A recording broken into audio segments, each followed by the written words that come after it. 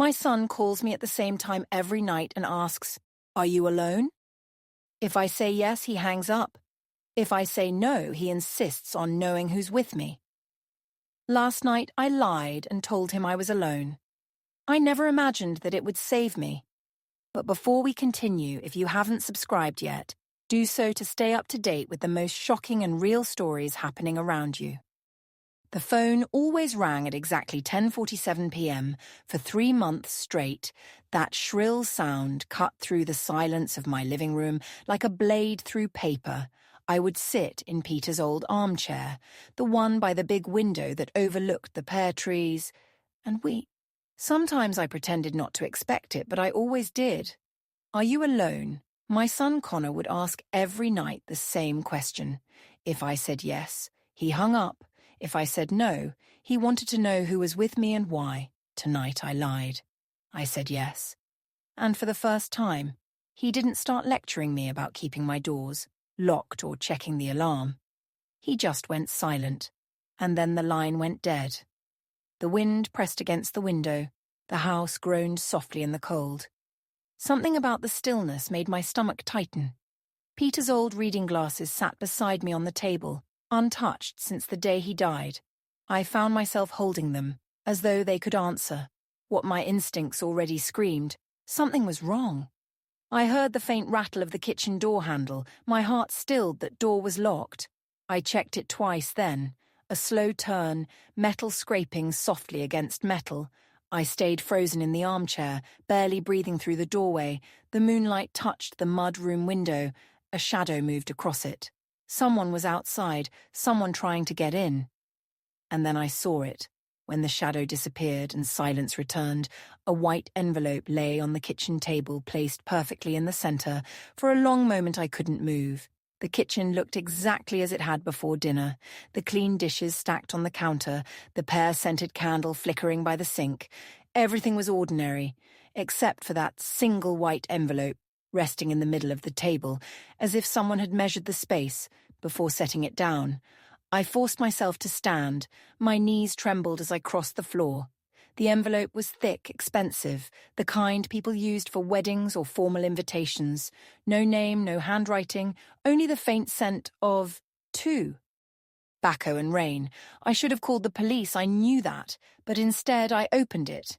Inside was an old photograph, slightly faded around the edges. It showed this house. My house. But the trees in the background were barely half-grown, their trunks thin and spindly. Standing in front were 4 people, Peter and me, impossibly young, holding baby Connor beside us. 2 strangers, a tall man with sharp eyes, and a woman with a face as still as stone. On the back, written in unfamiliar handwriting, were the words, "The Partnership, 1993, some debts never expire." The date made my chest tighten. 1993 was the year Peter told me his late uncle had left us an inheritance, the money we used to buy this orchard, but Peter had never had an uncle. Both his parents were only children. I turned the photo over again. The tall man's hand rested on Peter's shoulder, possessive like ownership. The woman's eyes seemed to stare straight at me. Whoever they were, they'd known something about our beginning. Something Peter had never told me. The phone rang again, startling me so badly that I nearly dropped the photograph. The number was blocked for a moment. I considered letting it ring, but curiosity or maybe fear got the better of me. Mrs. Marlowe, a man's voice. Calm, but urgent. "My name is Daniel Keating. I'm an attorney in Boston. I'm sorry for calling so late, but I've been trying to reach you for weeks. Your son has been intercepting my messages." I froze. Intercepting? Why would he do that? "Because you're named in the will of Benjamin and Laura Cross." He said, "They passed away 6 months ago in a car accident. You may not remember them, but your husband did." The names hit me like cold water, the strangers in the photograph. Keating continued, his tone measured, as if weighing every word. "There's a document, something your husband signed in 1993, along with a personal letter explaining it. The Cross, as a state, requires that I deliver these items to you directly, but your son has made that very difficult. He's visited my office 3 times. S. Insisting you're experiencing memory problems. He's filed inquiries about guardianship. Guardianship, the word made my stomach twist. That's absurd, I said. I run this farm by myself. I'm perfectly capable. I don't doubt that he replied, but it seems someone wants you isolated, Miss Marlowe. Whatever's in that document, it's valuable, possibly dangerous. I'm driving to you now. Please don't tell anyone I've contacted you, not even your son. And until I arrive, keep your doors locked. If anyone knocks, do not open. The line clicked dead. I stood in the kitchen surrounded by silence, holding the phone like it might burn my hand. I checked the clock, 11:05 p.m. The minutes crawled by in uneasy silence, every creak of the floorboards, every sigh of wind felt like a warning. Daniel Keating was still 2 hours away. I only had to hold out until then. The house had never felt so big or so empty.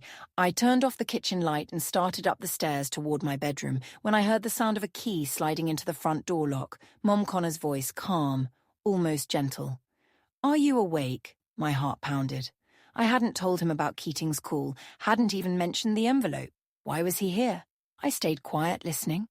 The front door opened. Connor's footsteps echoed through the living room. "Mom, I saw the lights. Why didn't you answer your phone?" I glanced toward the small desk in the hallway and froze. Peter's old note, the one I'd found earlier in his study, still sat there in plain view, the note with the brass key. Connor's voice shifted lower. "Now what's this box 247? Tell no one, especially not Connor." I felt my breath catch. "He knew." "Mom," he said again, voice sharp. "Now come downstairs. We need to talk about your safety. You're not thinking clearly." His footsteps moved toward the stairs. I backed into my room, heart racing. "I'm fine," I called out. "Go home, Connor. We'll talk tomorrow." Silence. Then the doorknob rattled. "Mum," he said, colder now. "Open the door. Please don't make this difficult." I looked at the window here. Trellis outside was old, maybe weak, but it was my only chance. As the lock turned, I swung my leg over the sill and climbed into the freezing night air. The November air cut through my nightgown like glass. I gripped the trellis, praying the old wood would hold. It creaked, then steadied under my weight. Behind me, the bedroom door slammed open. Mom Connor shouted from the window, "Stop, you'll hurt yourself." But I was already halfway down, my bare feet scraping the lattice when I hit the ground. I ran. I didn't look back. The pear trees stood like dark sentinels against the moonlight, and I darted between them, heart hammering until I reached the old tool shed. I crouched inside, gasping for air. From there I could see the driveway. A car's headlights appeared at the end of the lane. For one terrifying moment I thought Connor had called someone else. But when the vehicle stopped, a man stepped out, tall, wearing a dark coat, holding a briefcase. Mrs. Marlowe. The voice was familiar. Daniel Keating. By the time I reached him, my knees were shaking so hard I could barely stand. He helped me into the car and handed me a blanket. "We'll drive somewhere safe," he said. "There's a diner about 15 minutes away." The diner was nearly empty. The smell of coffee and pie felt like a lifeline. Daniel opened his briefcase and slid a thick file across the table. "These belong to Benjamin Cross. He made this statement shortly before his death." I read the first page. It was dated 6 months earlier, in 1993. It began, "I was part of a private investment group. We handled large sums for a client, named Victor Aldridge. Your husband. Peter Marlowe worked for me. He discovered our irregular accounting, money laundering essentially, and confronted me instead of reporting us. He made an offer his silence, in exchange for a farm where no one would ever find him." I set the pages down, my hands trembling. So this orchard, our home, it was bought with criminal money. Daniel nodded slowly, and Aldridge never forgave him for walking away. We left the dine. At midnight, the roads nearly empty, except for the occasional truck heading east. Daniel drove in silence, the heater humming softly. I kept my hands wrapped around the coffee cup he'd bought for me, as though its warmth might steady them. We reached the bank just before 1. The parking lot was dark, except for a single light above the side entrance, where a woman waited. Professional-looking, dark hair, pulled back long coat, against the cold. "This is Priya Nandakumar," Daniel said. "She's the bank president I called in a favor. She let us inside through a side door and down a quiet hallway that smelled faintly of metal and disinfectant. "There won't be any official record of this access," she said, "for tonight. You were never here." Inside the vault, the air was cold and still. Daniel handed me the brass key Peter had left behind. Priya used her master key, and together we unlocked box No. 247. The metal slid open with a soft final sound. Inside were 3 items: a USB drive, a sealed envelope with my name on it, and a small leather-bound journal. My hand shook as I lifted the letter. The handwriting was Peter's. "My dearest Helen," it began. "If you are reading this, then I'm gone and you are in danger. I made choices to protect you and Connor, but choices built on secrets never stay buried. The USB holds copies of documents linking Eldritch to illegal accounts. The originals are hidden on our land. You'll know where to look. Trust no one, not even our son. He knows parts of the truth, but not all of it. If he learns everything too soon, he could destroy us both." My eyes blurred with tears as I read the final line. "Go to the FBI. Not the police ask for Agent Dana Whitaker. She can help." Daniel looked at me, his expression grave. He was preparing for this long before he died. Before I could answer, my phone buzzed. A new text appeared on the screen. "I know you're at the bank. Helen, don't make this harder than it has to be." I stared at the screen, my pulse hammering in my ears. The message came from an unknown number, but I didn't need to guess who it was. "Victor Aldrich." A second text arrived before I could react. "Your son is with me. Come home and we'll talk." I looked up at Daniel. "He knows where we are." His expression tightened. "Then we move now," he signaled to Priya, who immediately locked the bolt and pocketed the key. We slipped out the back exit into the loading dock. The night air colder, now sharper, almost alive. Daniel's car was waiting, headlights off. As we drove through the quiet streets, I glanced out the window.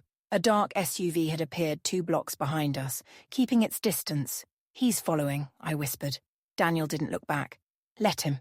We're not going where he thinks. I wanted to believe him." But the phone buzzed again. Another message. "Your house is burning, Helen. Everything you love, everything your husband hid, it's all turning to ash." I felt the blood drain from my face. "He's bluffing," Daniel said. But even he didn't sound sure. Priya leaned forward from the back seat. "If that fire spreads, it'll reach the orchard." "No," I said, clutching Peter's letter to my chest. "That land holds the originals. If he destroys it, there's no proof of what really happened. All we'll have is a story no one will believe." Daniel glanced at me, hesitation flickering in his eyes. "We could go to the FBI now." I shook my head. "Not yet. Not until I have what Peter left. I can't lose the truth." Daniel exhaled slowly, his knuckles white on the steering wheel. Then we turned around. We turned off the main road and took the narrow gravel lane that wound back toward my property. The headlights were off, the only light coming from the pale slice of moon. My heart pounded with each bump in the road. "We can't go through the front. I said they'll see us before we reach the house." Daniel nodded. "You know this land better than anyone. Lead the way." We stopped by the old equipment shed behind the orchard. The air smelled faintly of smoke, the kind that clings to wood, not yet flame. My home was still standing, but the faint orange flicker through the kitchen window told me it wouldn't be for long. Inside the shed, I grabbed what I needed: 2 shovels, an old flashlight, and the small tractor Peter had rebuilt years ago. "If it starts," I said, climbing into the seat, "we'll use the engine noise to mask our movements." Daniel gave me a look that was half doubt, half admiration. "You've done this before. Every harvest season," I said. "You'd be surprised what a woman learns. Living alone on 90 acres. The tractor sputtered, then roared to life, steady and familiar. I turned off the headlights and eased forward, letting the engine hum blend with the wind. "Where exactly?" Daniel asked quietly. "The largest pear tree," I said, center of the orchard. That's where Peter would have buried it. It was always his favorite spot. As we rolled between the rows, the glow from the burning kitchen grew brighter. Behind us, I didn't look back. Not yet. I had something left to save, Tay. He tractor's slow rumble covered the crunch of our boots on the frozen soil. The night smelled of ash and wet leaves. When we reached the center of the orchard, I stopped the engine. The silence that followed was heavy, almost deafening. This is it, I whispered.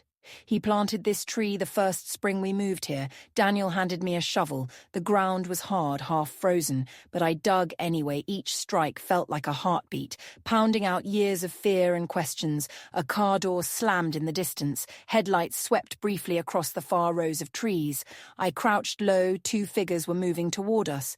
Connor and another man, tall, broad-shouldered, walking with unhurried confidence. Victor Aldridge. He stepped into the clearing. His smile calm, too calm. "Helen," he said smoothly, "you should stay to sleep. I told your husband once that curiosity ruins people." Connor stood beside him, his face pale, torn between anger and confusion.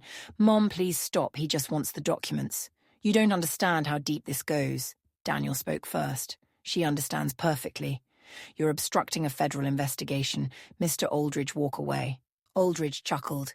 "You think that little lawyer badge protects you out here? My shovel struck something solid metal." I knelt, brushing away the dirt, until a small box emerged, the same color as the soil. Aldrich's smile faltered. "Step back," he ordered, drawing a gun from his coat. The barrel gleamed in the moonlight. Connor froze. "Victor, wait." "Move," Aldrich snapped. Daniel raised his hand slightly, his voice steady. "We're recording this. Every word, every second. Walk away while you still can." Aldrich's eyes darted toward Daniel's lapel. Realization flashed across his face. "You!" Before he could finish, sirens echoed faintly in the distance. The fire department arriving, followed by the sheriff's truck. Connor's voice cracked. "Stop this, please."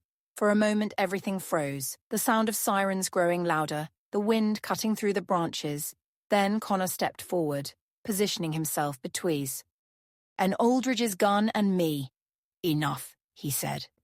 Aldridge hesitated, his hand trembling. The light from the approaching vehicles washed over the orchard sheriff. Arteza's voice thundered through the loudspeaker, ordering him to drop the weapon. Aldridge turned toward me one last time, his eyes cold and hateful. Then he lowered the gun and let it fall. Daniel exhaled, the tension finally breaking. I knelt beside the metal box, my fingers trembling as I wiped away the last of the dirt. Inside lay the truth Peter had buried. The flashing red and blue lights painted the orchard in streaks of color. As deputies moved in, securing the scene, Aldridge was LED away in handcuffs, silent, his expression unreadable. The night felt longer than any I had ever lived through. Sheriff Ortiz approached me carefully, his boots crunching on the frosted ground. "Mrs. Marlowe," he said softly, "you're safe now. We've got him." I nodded, still clutching the box like a lifeline. "Please," I said, "get this to the FBI. There's a woman, Agent Dana Whitaker.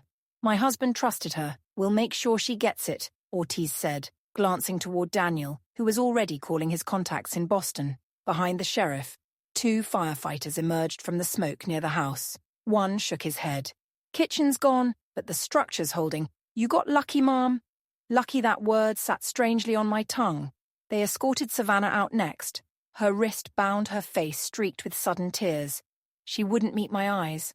I felt no anger, only an empty kind of sorrow.